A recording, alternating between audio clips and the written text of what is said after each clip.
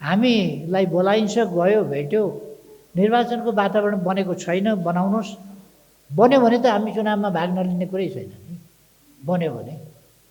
तर बनाउन नबनाउने, निर्वाचनमा देश गयो गयो गयो भन्ने हल्ला गरेर निर्वाचनमा देश जान्छ।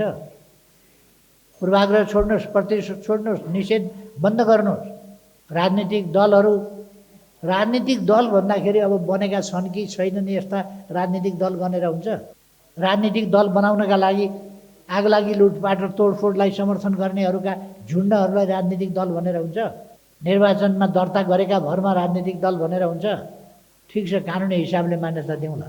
तर नेपालको राष्ट्रिय राजनीतिमा परिवर्तनको आन्दोलनमा योगदान गरेका दल भन्नाले दुई कुरा बुझिन्छ। एउटा, निर्वाचन आयोगमा दर्ता भएका र दलका नाउँमा खेलोमेलो गरिआएका दलहरू समेत बुझिन्छ होला, त्यो एउटा कुरा छ। तर राजनीतिक दल भन्नाले देशको परिवर्तनको आन्दोलनमा योगदान गरेका त्यस्ता दलहरू, इतिहास बोकेका, योगदान गरेका, यस देशलाई राणा शासनको अन्धकार युगबाट 10-20 किलोमिटर बाटो पक्की नभएका ठाउँबाट आज देशभरि पक्की सडकको सञ्जालदेखि लिएर दूरसञ्चारको, विद्युतको, के को भन्ने पूर्वाधारको सन्दर्भमा, पुलहरूको आदि इत्यादि, मैले धेरै केही नभनौँ, विकास निर्माणको एउटा अभियान चलेका बेला यो गर्दाखेरि यस्ता पार्टीहरू जसले यहाँ पुर्याउन नेतृत्व गरे, ती पार्टीहरूको कुरा गर्नु।